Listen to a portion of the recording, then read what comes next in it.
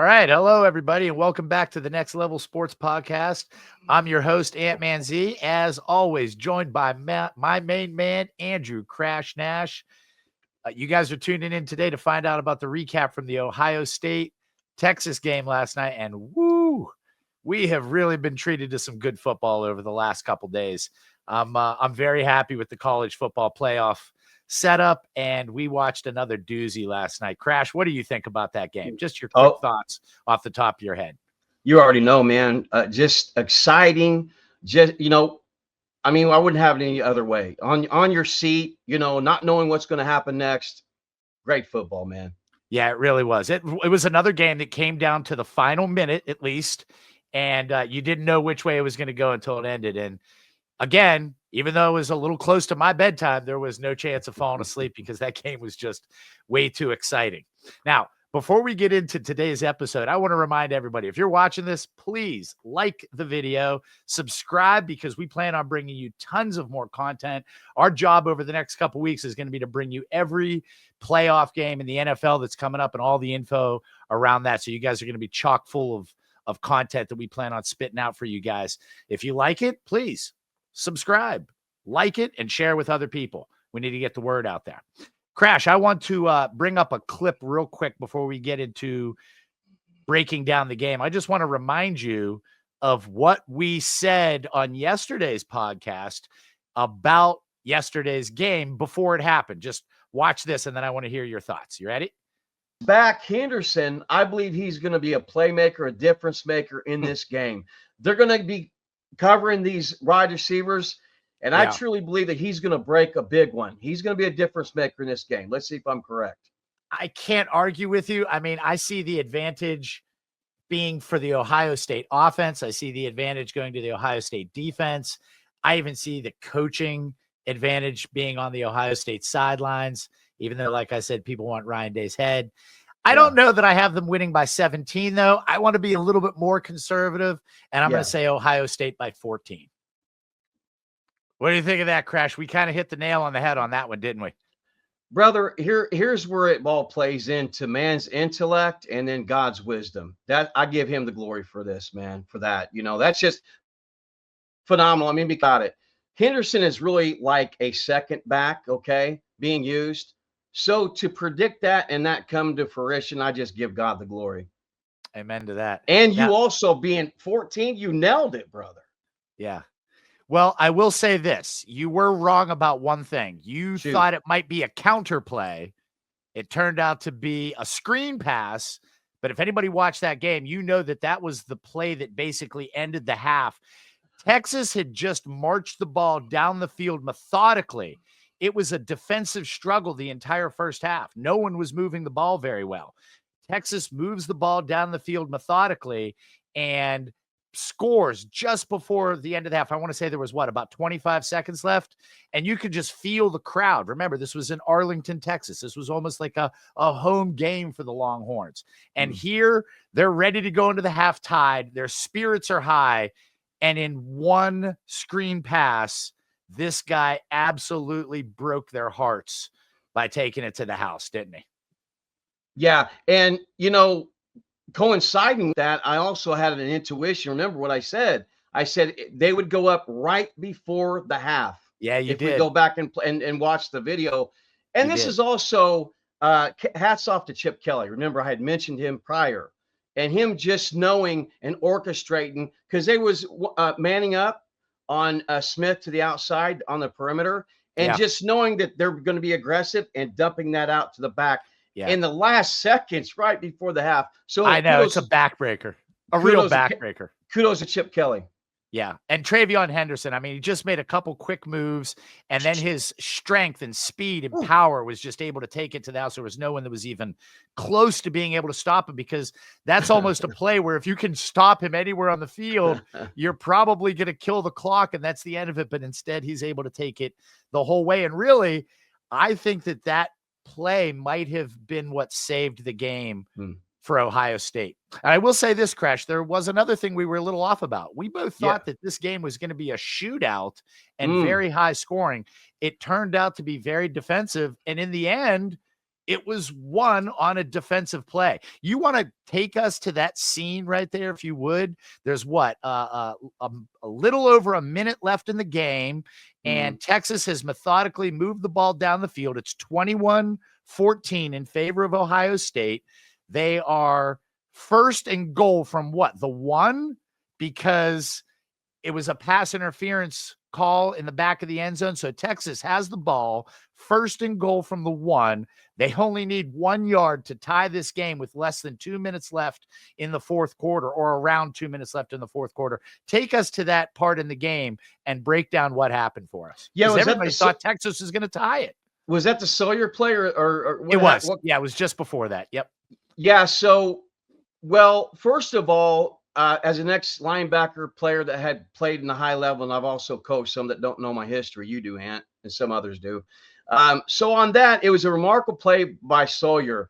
He used leverage, and if you watch the play, he ducked under the tackle. Now, it looked and appeared like they were going to bring heat to the right side, to the strong side. Now, what you can do in that situation is, and what they did was, when you have a quarterback that's not really mobile, you get him to throw to his weak side, meaning his non-throwing hand. And that's exactly what happened. Is he forced him to roll to the left. Sawyer did an awesome. That was not coaching. That play was all Sawyer and playing ability.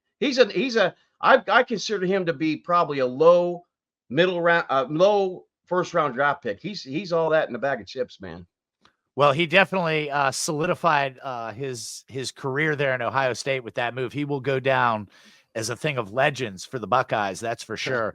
Because, I mean, just thinking about it, if this was a situation where you had to make a quick bathroom break and you're a Longhorn fan and you said to yourself, wow, we got a first and goal from the 1. I'm going to head to the bathroom real quick and I'll jump back and maybe the game will be tied, or we're going to be, and you come back 30 seconds later, and instead of the game tied or going for it on third or fourth down, the game's now 28-14. That's the play that obviously wins the game. But there was a lot that went into it. But Sawyer taking it to the house was absolutely backbreaking. And I don't normally feel bad for college football fans because, you get to enjoy a good game and your team had a good season. But you could just see the despair in the face of the Longhorn fans that were there, because again, you think you're going in, you're almost guaranteed from the first and goal from the 1 that you're going to end up with a tie game, but a busted run play that went to the outside. I think you mentioned something about that to me, those pitches that go to the outside, those are just losing plays. They lost 7 or 8 yards on that, and then they were never able to recover. Yeah, let me explain something on that as well. All year long, I've been really down on that. Folks, if you've ever played and you coached or just a normal fan, when you have a solid defense that, like the ones that we're seeing now, and when they're fast and they take right angles and they're very intellectually smart, which these players are, to run those, I can't stand it, and that's where my patience. I'm sitting here eating crow and people are getting paid hundreds of thousands of dollars. That's where I can constructively criticize. All right. Sure. We should know these things. It's kind of like insanity, doing the same thing over and over, repeating the same thing over and expecting different results. Right. Those horizontal plays, I'm going to tell you what, they're not going to work. Why? Because these defenses are fast, they're quick, they're disciplined. Now, it may work it depends on who you're facing. Those perimeter plays like that, as we saw, and we go back and look in all college football, all the NFL, they either they're wasted plays, wasted downs, they go for losses, or turnovers. Yeah. Yep. Now, maybe you could make the argument, you being a former coach yourself, I don't know if that spreads the defense out a little bit to the outside so that they're a little bit more guarding of the edges and it opens up the middle for you on the next play. But I'm with you, Crash. I'm not a fan of I need to get 1 yard. That's 3 feet. Sometimes it's even less than 3 feet and it's considered a yard. And we're going to start the play off by throwing the ball 15 feet backwards and then try to run 30 feet sideways before we even attempt to get that 3 feet that we needed forward. It makes no sense to me. I also played quarterback JFL, so I know a little bit about what I'm talking about. I started out my young years on the offensive side, and then I transitioned over as linebacker. So I know a little bit about what I'm talking about. And if we see the quarterback, when you throw those horizontal, say to the right, and he's right-handed, what's he have to do? He has to twist his body, wind up. That all takes time. Yeah. Those defensive backs that's really smart and fast, right? They can jump those routes, and we've seen it in college football this year in the NFL. They're dangerous plays. I don't like them. Let me ask you a question then. Since Yeah. you've played both sides of the ball previously, Mm-hmm. when you were a quarterback, did you dread having a play call like that come in from the sidelines? Oh yeah. Well, here's the deal. We had in JFL. Sometimes you don't get the best coaches. They do it out of their heart. They want to Sure. help the kids. And I had one of those coaches. He's actually my baseball coach, and his son was playing on the team. We didn't have a head coach, so he's like, "Hey, I'll do this." So he didn't really know football, but that put me in a position as in leadership that sometimes he would bring in a call, and I go, "That's not going to work." So I would actually kind of do the any given Sunday. Call your own audible. I called my own plays, and everybody's going. And finally, when it worked, he just stopped. He just like, go ahead. He didn't even argue or fight it because it worked. A lot of times it worked. Yeah. Yeah. Well, if you're a Texas Longhorn fan today, I think you want to spend a little bit of time digesting and understanding what happened at that goal line there, because again, you came into position, you were in the red zone. There was actually back-to-back 2 pass interference penalties that got you closer and closer to the goal line. And then on 1st and goal from, let's call it the 2, they ran the ball up the middle and were stuffed, didn't get anywhere. The second choice was to pitch that outside, which we have both said we think was a throwaway play. And then on the 3rd down pass, you weren't able to get anything accomplished. You had to throw it away. And that left that play on 4th down. Now, I got a glimpse because, of course, I only watched the broadcast view that they showed us there on ESPN. But in some of the replays, it gave that all 22 view, where you can see the field that's laid out in front of you. And Crash, let me tell you right now, there was nobody anywhere near open. Ewers was left up to his own, and he's not a mobile guy. He had no chance of going anywhere with the ball. It's 4th down. There's no way he didn't feel Sawyer's pressure that came from not his blind side, that came from his front side. And I don't know what he thought he was going to do. I think it was just a collapse of everything that happened. Well, to my argument, or actually backing up what my philosophy, my beliefs is, I say all the time is when I talk about game planning, scheme, and to that, just to piggyback off that, Ohio State is like one of the best teams in goal line defense as well. Yes. Yeah. Yeah. So you have to go into the game already, game planning, scheming. You know what I mean? You got to get creative. And I'm going to go kind of the Detroit Lions. That's why I love them so much. And Ben Johnson. We'll get all of that, when that time comes. But you got to be creative. You cannot be predictable. Yeah. So let me ask you this then. Do you think that Ohio State got the monkey off their back, so to speak? Because didn't they were winning in their bowl game last year by 2 touchdowns when the defense collapsed in the 4th quarter, and their games against Michigan, not only last year, but this year, same problem, a defensive collapse. And now here through this college football playoff so far this year, they had won both games by blowouts to get to this game. And they had an opportunity to have a defensive letdown again in this game. And yet Sawyer stepped up, made the big play. And I just wonder if they got that monkey off their back now. I would say yes. So they're off the hot seat right now, Day. That's for sure. You think he keeps his job, right?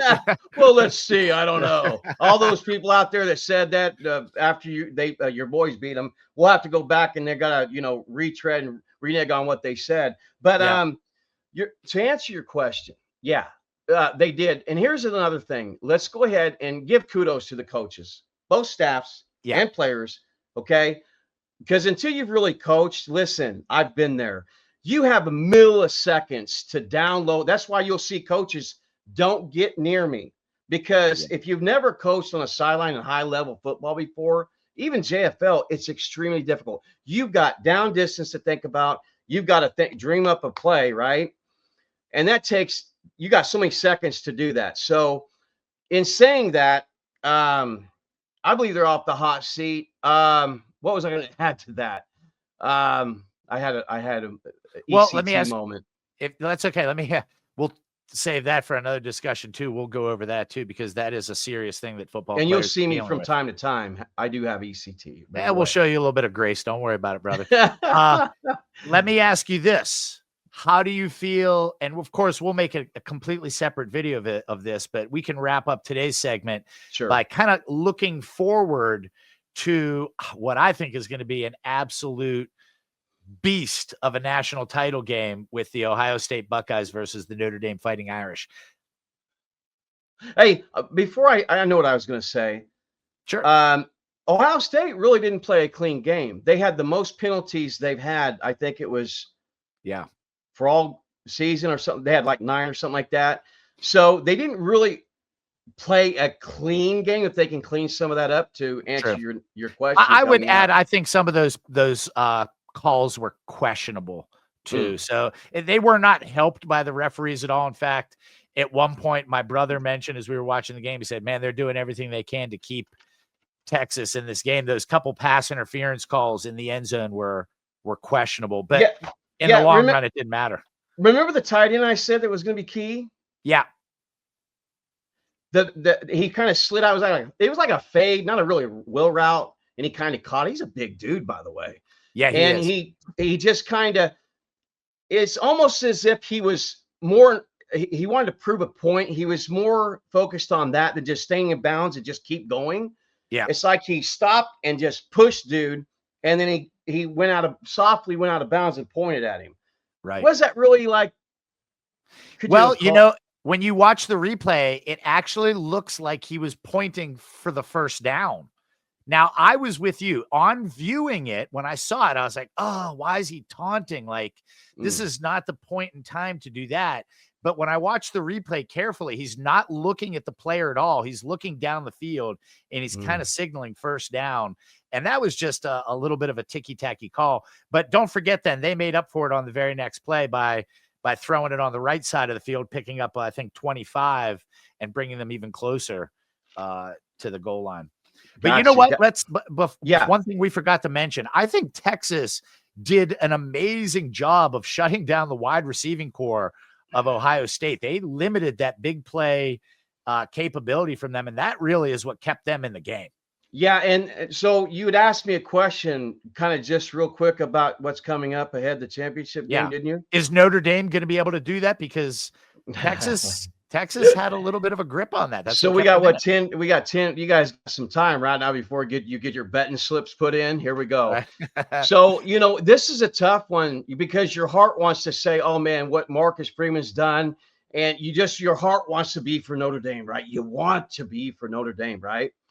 So for me, is Notre Dame's back end really good enough? And they get into man coverage. They play man. And for me, it's going to come down to really Texas, like you said, Ant, beautiful job, games planning, scheming, and players. They're athletic. They're great on the back end. I'm not so convinced Notre Dame is that good on the back end, and to go man to man with Smith and Ibuka and then Tate. Yeah. When you cover our other two, you got Tate, and they was utilizing him, and then your backs. Here's the deal. You ready? Here's my take. Goes back to Michigan, your guys. Yeah. What did Michigan do? If Freeman and Notre Dame can come up with this kind of game plan, and they got the back to do it, I love him. I love Jeremiah Love. Yeah. If they can ground and pound and wear down and then use their speedy back, which they have, I think it's Price. Is it Price? What's his last name? Price is one of them, and then you got Aeneas Williams too. I mean, he stepped up big in that game too. And Ohio State had a problem with what? The real routes, the backs coming out of the backfield. Yep. They can do because it, they man. don't leave linebacker coverage on the backs. They like to blitz those linebackers and pressure the quarterback. And if he's able to make a quick read to that wheel route, like you said, that could be Crash could game be changing. onto something, man. And let me throw you out this too. 9 days, right, from today, Jeremiah Love will have 9 days to recover from that knee injury. And he already played, I thought, above where they thought he was going to be in the Orange Bowl. So coming to the national title game, he's got 9 more days to rest up and get a little bit healthier. So you just said it. I don't even know, you said it. It's going to come down to what? Effort. Who wants it more? I really believe that. This is going to be one of those games. I don't see it's going to be one of those games again. We got another two great defenses yet again. Yep. I'm really looking forward to it. But I'll tell you something, man. In every category, it's already looking like on paper Ohio State. Yeah. In every, all right. Well, I'm looking forward to it. How about you? Absolutely, brother. Good. And for those of you watching, we're going to go ahead and end this session, but we have another one coming up here in a few hours because we got 2 NFL playoff games coming up here shortly. So sit tight. We'll give you guys our preview for those games coming up here shortly. Have a great day. God bless. God bless.